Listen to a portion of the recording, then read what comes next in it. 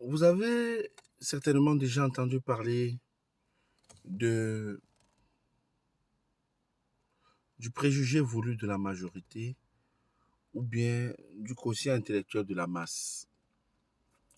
Ces expressions renvoient tout simplement à la logique de l'influence sociale, à la notion de l'influence sociale. Comme quoi, quand dans la société, un certain nombre de personnes décident, décrètent qu'une chose est normale, la masse aveuglée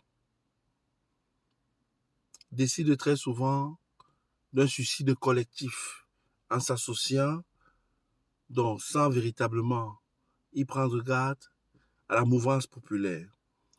Je te parle précisément aujourd'hui de la nécessité de rester authentique malgré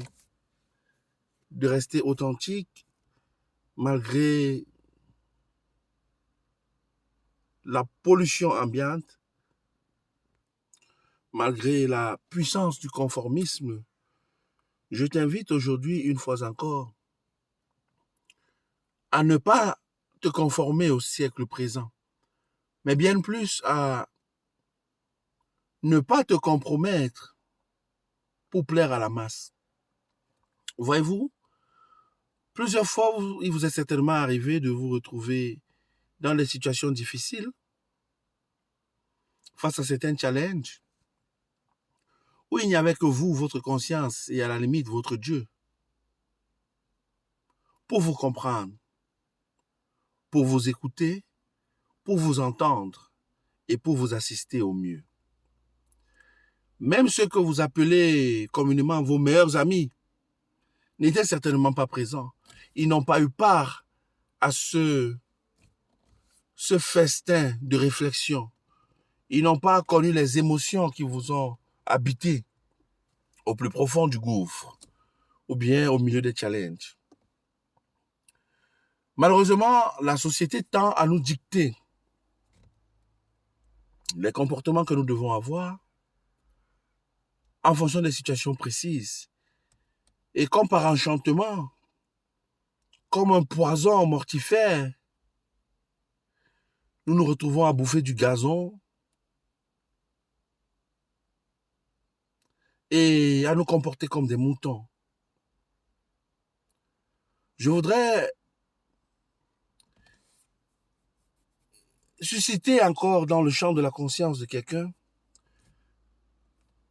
une réflexion.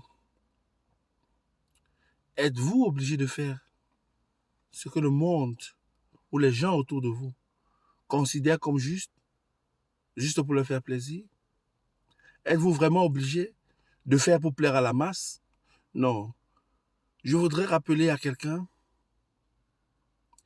qui a certainement, quel que soit le nom que vous lui donnerez, une vie après la vie.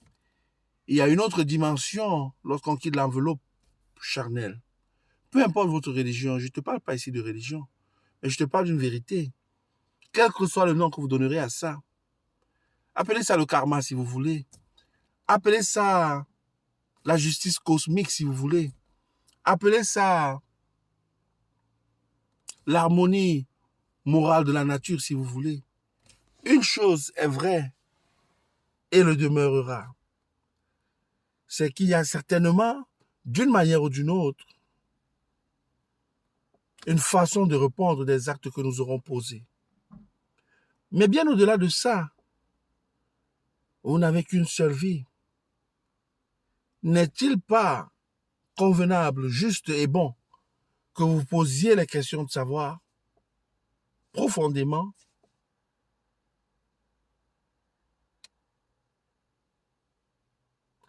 quelle est votre source d'action et d'inspiration dans cette vie? Jusqu'à quand allez-vous continuer à faire les choses pour plaire aux gens? Jusqu'à quand allez-vous continuer à faire les choses pour plaire aux gens de votre famille, pour plaire à vos amis, pour qu'on ne dise pas ci ou ça de vous? Mais en foutez-vous royalement. En foutez-vous royalement. Je voudrais dire à quelqu'un, non, ne te conforme pas. N'accepte pas une chose parce que la majorité l'accepte. Ne te conforme pas. Ne sacrifie pas ton authenticité juste parce qu'il faut plaire à l'ensemble. Reste singulier. Même si cela doit te coûter la solitude, même si cela devra te coûter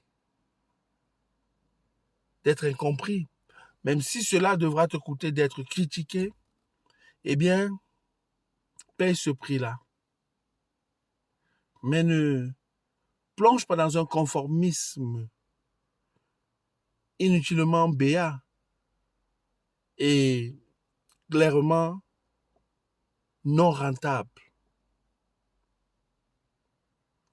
Pose-toi les vraies questions par rapport à ta vie. Je ne sais pas quel âge tu as aujourd'hui. Je ne sais pas ce que tu as déjà fait de ta vie jusqu'ici. Je ne sais même pas ce que tu envisages de faire, ou bien si tu envisages même de faire quelque chose pour les prochains jours. Je voudrais seulement te rappeler que le calendrier véritable de ta vie ne t'appartient pas. En réalité, tu as peut-être beaucoup de choses à faire, mais sont-elles toutes utiles, ces choses que tu as à faire? N'y a-t-il pas de plus utile? N'y a-t-il pas des choses prioritaires auxquelles tu devrais peut-être consacrer ton énergie?